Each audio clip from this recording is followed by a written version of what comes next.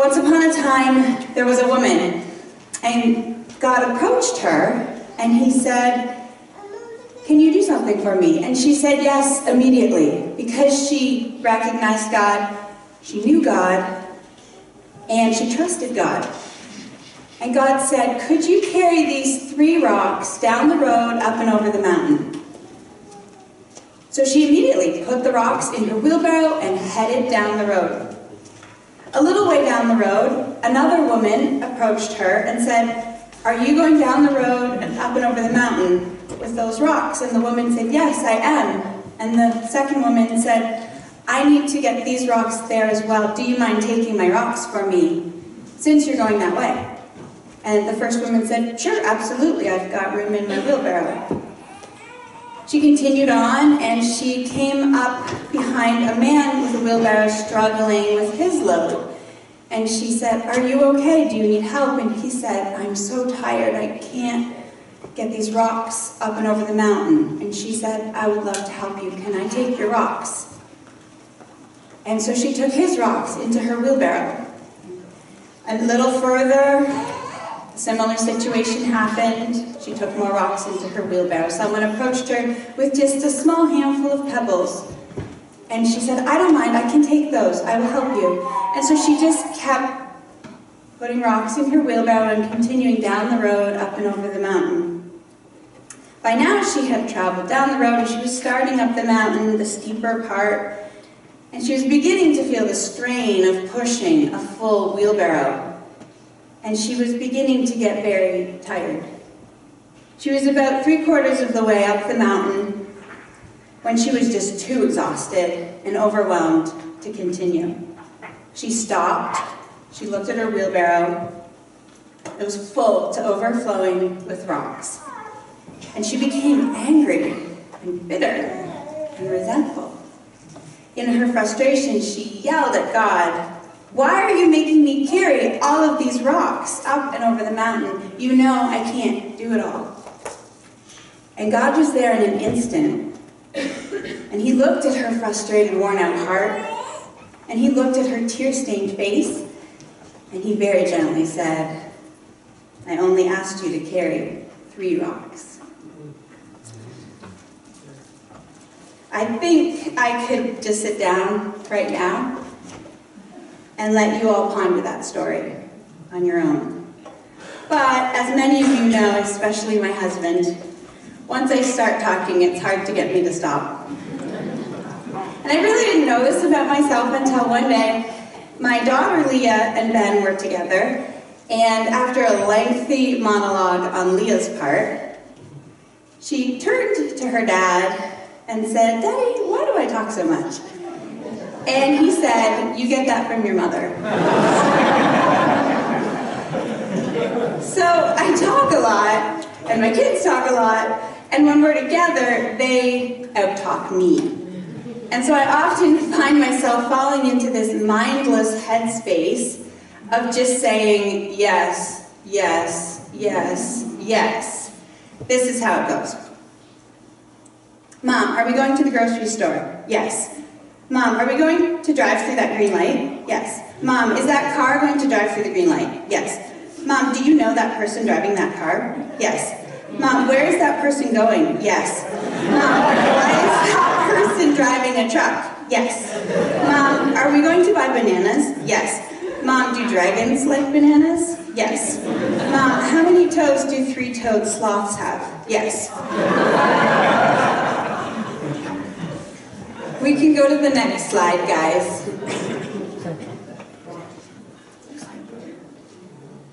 Can we go to the next slide, AV people? Thank you so much. That's my life. So there are times as a parent that my brain just defaults to yes mode, and I think it's a God-given safety feature just before complete and total meltdown. But several months ago, I came to the realization that I had become a yes person in all areas of my life, at all times, with all people. As opportunities and commitments and responsibilities and events and activities came my way, I said yes to all of them. And I was just like the woman in the parable. I picked up all the rocks along the way. At first, I said yes because I wanted to. I was interested. I wanted to be involved. I wanted to participate. I didn't want to miss out on anything. Then I said yes because I could. I had the skills, I had the abilities, I had the capacity to complete the task requested of me. Then I said yes because I should. I believed it was my responsibility to get things done. And as a good Christian, yes was the only acceptable answer. And I ended up, like the parable, 3/4 of the way up the mountain, tired and frustrated, loaded down with a full schedule, doing a lot of good things, but not necessarily the life-giving things God had for me. I found myself in a place where I no longer wanted to describe myself as exhausted and busy. I didn't want bitterness and resentment to have a foothold in my spirit and taint my relationships with others. I didn't want to miss out on peace, joy, true presence with the people most important to me because I was running around getting things done. And really, I just wanted to stop being so serious and just relax and play and laugh more. So in my search for an alternative way to live, I came to the realization that there is a yes and there is a no, but there is also a third option, the best yes. The best yes is a wise decision that often requires laying down what is good to find what is best. Our lives are full of good opportunities, activities, events, requests, and commitments. This is true for all of us. Mothers, happy Mother's Day. Fathers, male, female, retired, employed, college student, business owner, teenager, family member, friend. Each of us face constant decisions about how we spend our time. And our culture encourages us to say yes to everything, and that we can do it all, and that we should do it all, but we know that's not true. We end up 3/4 of the way up the mountain with a heavy load, worn out, and overwhelmed. Somehow, we've made a lot of yes decisions to get ourselves to this point, sacrificing our joy, peace, and relationships along the way. So how do we make wise decisions in the midst of endless, often good demands? How do we lay down what is good and find out what is best? How do we make the best yes decision? As I continue this morning, I will be referencing the phrase, lay down what's good and find what's best, which is a line from a song, Breathe, by Johnny Diaz. So someone else very poetic came up with that. I will also be loosely, and we can switch to the next slide, guys. I will also be loosely referring to some concepts from the book. Sorry, guys, to the next slide. I will also be loosely referring to some concepts from the book, The Best Yes, Making Wise Decisions in the Midst of Endless Demands by Lisa Tierkhurst. This is a really helpful, easy to read, often funny, very practical book with insight and perspective. And I really appreciated reading it. But overall, the 3 points that I'm going to share today about wise decision making come from my personal story. And today's sermon is more for me than anyone. I'm still somewhere, partway along the road, learning and growing just as much as anyone else in this area.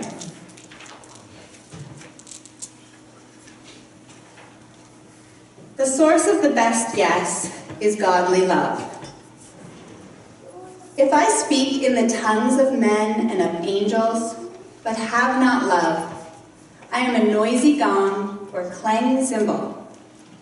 If I have prophetic powers and understand all mysteries and all knowledge, and if I have all faith so as to remove mountains but have not love, I am nothing. If I give away all I have, and if I deliver up my body to be burned but have not love, I gain nothing. The thought of functioning, doing life, saying yes to everything, everyone, all the time, without love, terrifies me. To be speaking, serving, helping, parenting, giving, friending, without love, and having my legacy be only a resounding gong or a clanging cymbal, all that effort, time, and sacrifice being nothing, this is sobering. It is so important to realize that doing this activity without an attitude of love would not reflect God's love. Grounding our decisions in godly love, with God as the source of our love, and an attitude of love as our goal, is critical. Godly love must be how we measure what we do, how we do it, and when we do it. Godly love must determine our decisions. Amen. Love is patient and kind. Love does not envy or boast. It is not arrogant or rude. It does not insist on its own way. It is not irritable or resentful. It does not rejoice at wrongdoing, but rejoices with the truth. Love bears all things, believes all things, hopes all things, endures all things. These days, as opportunities and requests come my way, I consider the impact that will come from saying yes. Can I say yes and complete this assignment with godly love? Will I begin this opportunity with an attitude of love? Will I be able to complete this opportunity with an attitude of love? And I read through 1 Corinthians 13 with caution, and I look for red flags. When I catch sight of impatience, envy, pride, record-keeping, bitterness, resentment, or irritation in my life, I ask myself, where is the love? And this leads me to asking, am I connected to God? God is the one and only source of love. And to access godly love, I need to be connected to God daily and regularly throughout the day. I'm like a straw, the conduit through which the good stuff, we can go to the next slide, godly love flows. When I'm connected to Him and He is my source, I can carry His love in and through me in my life, my decisions, and my actions. I can make wise decisions and maintain my commitments with godly love as my source and an attitude of love as my goal. And suddenly, the responsibilities and the tasks that I was struggling through with pride and impatience, irritability, or resentment are transformed with God's love. What was once challenging on my own strength becomes possible with God's love as my source.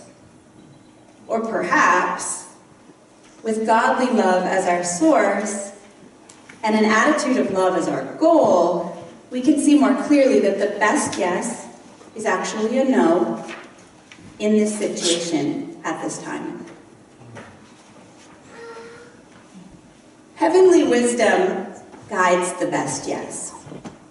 You have brains in your head, you have feet in your shoes, you can steer yourself in any direction you choose. Or perhaps a more biblical version might be, and this is my prayer. We can go to the next slide, guys. And this is my prayer.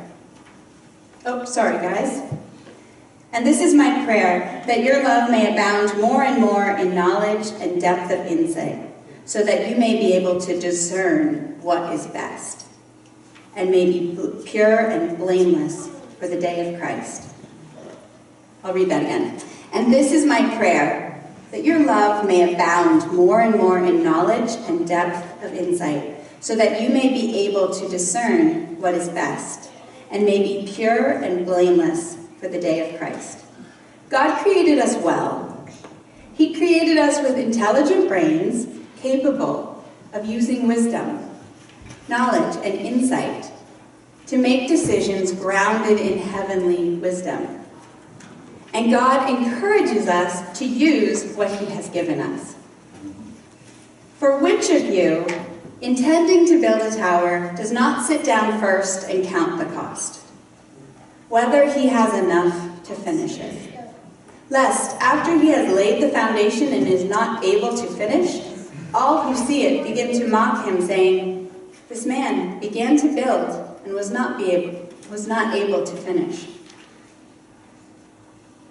But how do we know that we're relying on heavenly wisdom and not our own wisdom? Lisa Tierkhurst in the book says, we have to put our hearts and minds in places where wisdom gathers, not scatters. And wisdom gathers in connection with God. Spending time with God helps us to know what is God's truth and what is God's way. Then we can look and see how God's truth and God's way influence our decisions, our commitments, our responsibilities. And connecting with God looks different for everyone. It might be 15 minutes every morning with your Bible and notebook. Maybe a daily prayer walk. Maybe listening to the Bible and talking with God as you drive to and from work. My best conversations with God happen when I'm running. And the key here for me is having a conversation with God, not at God. And I've never left a conversation with God disappointed or without direction. There still might be a process of figuring out what the best yes is, but the conversation helps to clarify and guide me towards the best yes. Wisdom gathers in mature, healthy Christian community, friends, and mentors. We can go to the next slide. And the next one, thank you. Wisdom gathers in mature, healthy Christian community with friends and mentors. We can check our perspective with other people and gain insight from their wisdom, experiences, and insight.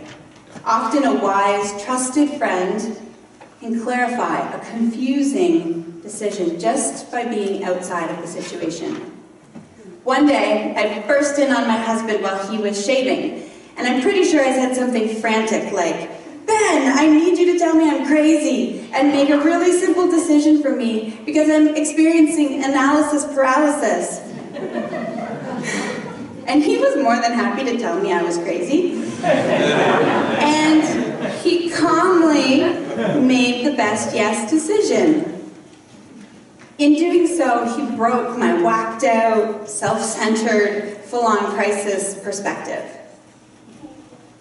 Having a team of wise friends and mentors who listen and understand us, but who also have a clear view of God's truth and God's way, help guide us in making wise, best yes decisions. Wisdom gathers in healthy living. It is important to try to make decisions when we are in our best possible state, physically, mentally, emotionally, and spiritually. This isn't suggesting that we fix ourselves first so that we can make a decision. That would be impossible. But I've discovered that I make better decisions when I'm well-rested and unrushed, unhurried, and not hangry. Hungry and angry. Those decisions never end well. A couple weeks ago, a friend invited me to a gathering at her house. Her invitation came right in the middle of a very full weekend, full schedule of events for me. My immediate reaction to the invitation was not positive. What that you want me to go to another thing in my already full life? Don't you people realize I have stuff to do and I'm too tired to attend your party? So in my overwhelmed state, I would have probably said yes and then been resentful. Or I would have said no and been upset about having to miss it out because of my full schedule. Either way, I would have been irritable. Instead, I intentionally held off making a decision about that commitment until I was more rested and less hurried. And in this healthier state of mind, the best yes turned out to be attending the party with godly love as my source and an attitude of love as my goal, and it was a lovely evening. The best yes recognizes that not every assignment is my assignment. This final point has been the most freeing for me. It has helped to remind me that I am not God, and that it is not my responsibility to get everything done all the time for everyone. Not every assignment is my assignment. This point was made at the beginning of our parable. The woman in the story was asked by God to carry how many rocks? 3. And the consequence of taking on more than those rocks is very clear, but it isn't always clear in our own lives. There are so many good opportunities. And if we're interested and capable, we want to do it all. So spending time with God, connecting with God, helps remind me that I am not God, that He is, and that He's really good at being God. And spending time with God helps to clarify what His specific assignment is for me today, this week, this season. God is a good coach. I played soccer in high school, and I wanted to play all the positions. I wanted to be the striker, because they're the first in line. That's the glory position. They receive the ball from the midfielders. They run up, they shoot, they score. They get to run around yelling, "Goal!" I also wanted to be a midfielder because they're the heart of the team. They control the play, and they're known for their toughness and their endurance. I wanted to play defense because the role of a good defense player is critical. They're the last line of security before the ball gets to the goalie. I wanted to play all the positions for the entire 90 minutes, but what would have happened if I had?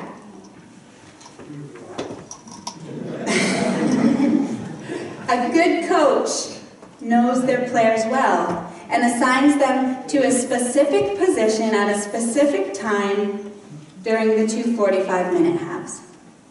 When I was sent out to play defense, I played defense. When I was sent out to midfield, I stayed in my position. When I was told to sit on the bench, I sat. I trusted my coaches. God's assignment sounds a bit fancy, but it really isn't. It's just what God designed us to do right now, in this season, with what we have.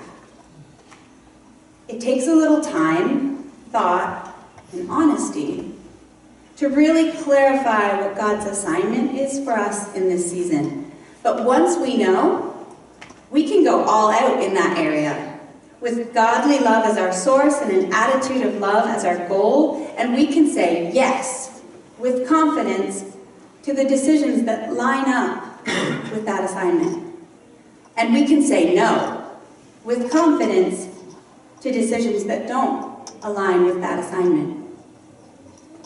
Just a quick example from my own life. One of God's assignments for me these days is working with and teaching young children. I'm a mom, an aunt, and a friend to kids, and I make decisions to prioritize these relationships. This God assignment means that sometimes other opportunities, events, and requests may receive a no at this time and in this season. Too many commitments affect my ability to parent well, and I take this into consideration when making decisions. Because I teach junior church on Sundays, there are other areas in the church which I need to limit my participation in. And I have found peace in staying within God's assignment for me, instead of running around trying to do everything for everyone all the time. Now I just try to do God's assignment for me. Interestingly, God has surprised me with unexpected and exciting best yes opportunities. Already with what I thought was a pretty full schedule, I found myself making several new best yes decisions recently. One of those was traveling to Ethiopia for 12 days with Partners with Ethiopia and my sister-in-law, and meeting our sponsored kids, Ermias, Tigist, Terefe, and their friends. Traveling to Ethiopia is a time-consuming, big deal with lots of vaccinations kind of thing. But because it was grounded in God's assignment for me, connecting with young kids, I found the experience life-giving. Making wise decisions and laying down what is good to find out what is best doesn't necessarily mean doing less. It can. But more importantly, it means being thoughtful with our yes and thoughtful with our no. It means doing what God assigns us with godly love and guided by heavenly wisdom. So these days, I try to keep the parable of the woman with the rocks in mind. I try to be like her at the beginning, where she was so connected to God that she recognized him. She knew him and she trusted him. And I try to pay attention to his assignment for me. 3 rocks. 3 rocks only. As I journey down the road and over the mountain with my 3 rocks, I try to keep godly love as my source and an attitude of love as my goal. As endless demands, good endless demands, come my way, I consider them with heavenly wisdom, and I line the request up with what God has assigned me to do this day, this week, this season. Wouldn't it be nice to get 3/4 of the way up the mountain and be in a place where the last part, instead of being grueling, exhausting, overwhelming, was life-giving, peace-filled, full of joy, true presence, with healthy relationships, and a great view? That's my prayer. That's my goal. Could the music team come on up, and I will pray for us as they lead us into our closing song. Father God,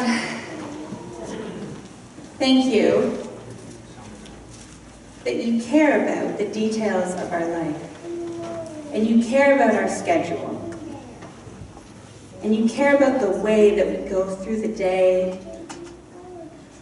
And I just pray that you will help each of us to connect with you so that we can tap into you, your godly love, that you will be our source, and that we will make decisions based on godly love with an attitude of love. Give us wisdom. Surround us with your way, with your truth, with your people to guide us. Help us to